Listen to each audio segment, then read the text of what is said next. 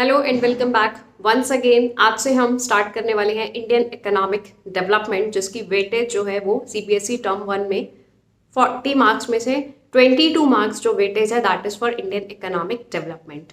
मैं यहाँ पे पॉवर्टी चैप्टर जो कि करंट चैलेंजेस फेसिंग इंडिया का पार्ट है उसको यहाँ पे पहले पिक कर रही हूँ, चैप्टर 4।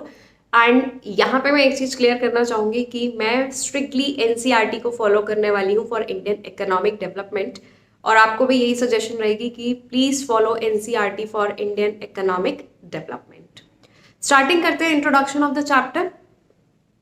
देखिए, अगर मैं पैटर्न ऑफ डेवलपमेंट की बात करूं according to the 5 year plans जो कि हमारी गवर्नमेंट ने फॉलो किया, that was for upliftment of the poorest of the poor. यहाँ पे एक वर्ड आप देख सकते हैं जो मैंने यहाँ पे लिखा है, अंत्योदय, जिसके अकॉर्डिंग जहाँ पे जब हम बात करें कि द बेसिक जो हमारे जो प्लानिंग है उस पे आपने स्ट्रेस किस पे किया गया है कि upliftment of the poorest of the poor, right? And this term is used for reflecting this concept, integrating the poor into the main stream. जो गरीब जनता है उसको आप मेन स्ट्रीम डेवलपमेंट प्रोसेस का पार्ट बना दीजिए, मेन स्ट्रीम डेवलपमेंट प्रोसेस में इस तरीके से उनको एंगेज कीजिए ताकि एक मिनिमम स्टैंडर्ड ऑफ लिविंग जो है वो सबके लिए अचीव हो पाए। Poverty is not only a problem for India but for the whole world. यहाँ पे कुछ नंबर है जिसको हम देख के इसको और अच्छे से समझ सकते हैं। 300 million people are not able to meet their basic minimum needs. ये with respect to the whole world बात हो चुकी है, मे बी एक बहुत बड़ी प्रॉब्लम है। इसके लिए यहाँ पे आप देख सकते हैं, मैंने मार्क किया है 1/5 of the world's poor live in India. 1/5 जो है पूरे वर्ल्ड के जो गरीब लोग हैं they are basically living in India. तो yes, this is a very big problem for India as well.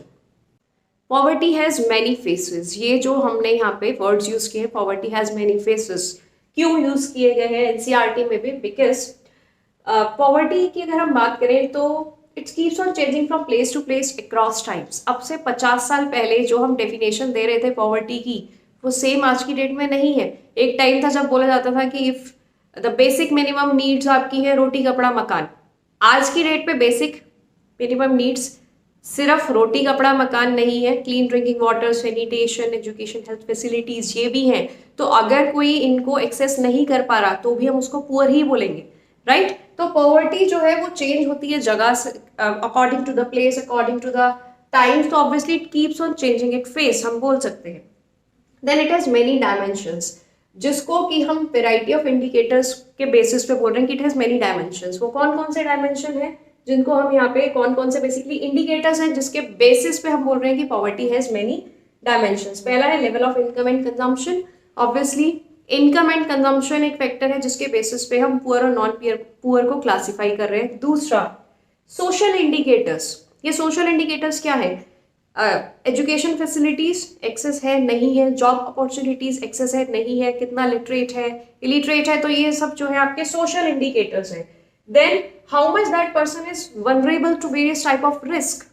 आप कहीं ना कहीं देखेंगे जो एक पुअर है he is more vulnerable to various types of risk. अब वो कौन कौन से रिस्क हो सकते हैं? मे बी ये आपके नेचुरल फैक्टर्स से रिलेटेड भी हो सकते हैं, कोई नेचुरल डिजास्टर हो गया, या फिर अगर हम बात करें कोई डिजीज है तो poor people are more prone to risk. Then socio political access कितनी है? सोशियो पॉलिटिकल एक्सेस हमने वर्ड यूज क्यों किया? क्योंकि देखिए we all are human beings, we are a part of a society. Similarly जो पॉलिटिकल डिसीजन मेकिंग है, political जो पॉलिसीज हैं, they play a big role in any problem within the society. तो poverty is also a challenge which we are facing. तो socio political access कितनी है for poor people, ये भी हम कंसिडर करेंगे एज एन इंडिकेटर और as an dimension to poverty. Characteristics of poor की बात करते हैं कि क्या क्या कैरेक्टरिस्टिक्स हैं जिसके बेसिस पे हम बोल रहे हैं कि ये इंसान पुअर है या नहीं है। यहाँ पे आप देखेंगे बोर्ड पे मैंने बहुत सारे कैरेक्टरिस्टिक्स लिखे हैं, इनफैक्ट पूरा बोर्ड फिल कर दिया, आप चाहे तो लिख सकते हैं, बेटर है आपके नोट्स की फॉर्म में प्रिजर्व रहेंगे। फर्स्ट कैरेक्टरिस्टिक इज कि इनके पास आप देखेंगे बहुत कम एसेट्स हैं एंड जनरली ये लोग जो है कच्चे हटमेंट्स, कच्चे जो जिसको कहते हैं ना अस्थाई घर, जो पक्के हाउसेस नहीं है उसमें रहते हैं। Then poorest of them do not even have such dwellings, जो बहुत ज़्यादा पुअर हैं उनके पास घर ही नहीं है, बेसिकली रहने की जगह ही नहीं है। Then in rural areas many of them are landless, या तो लैंडलेस है, लैंडलेस मतलब उनके पास कोई भी एसेट नहीं है, लैंड नहीं है, और अगर है भी तो वो वेस्ट लैंड है बेसिकली, जिसपे या तो खेती बाड़ी वगैरह या किसी काम का नहीं है वो लैंड बेसिकली, ठीक है। स्पेशली आप रूरल एरियाज में ये चीज़ देखेंगे। तो जो पुअर लैंडलेस लेबरर्स बोल सकते हैं आप इनको। इसके अलावा और क्या क्या फीचर्स हैं वो अभी हम देख लेते हैं। तो रूरल एंड अर्बन पुअर में रूरल एरियाज में आप देखेंगे मोस्टली जो लैंडलेस एग्रीकल्चरल लेबरर्स हैं, जिनके पास या तो लैंड है ही नहीं या फिर बहुत जो छोटा मोटा लैंड है, तो आप जनरली इनको देखेंगे गरीबी रेखा से नीचे पाएंगे जाते हैं ये। Then we have urban poor, जो शहरी इलाकों में देखने को मिलेंगे। तो these are some of the examples of urban poor, आप नोट कर सकते हैं इसको, जैसे कि पुश कार्ट वेंडर्स हैं, कॉबलर है, रैक पिकर्स हो गए, देन वी हैव बैगर्स हो गए। तो ये सब जो है बेसिकली अर्बन एरियाज में आप देखेंगे इन लोगों को कि ये जो है गरीबी रेखा से नीचे जो है वो मिलते हैं, पाए जाते हैं।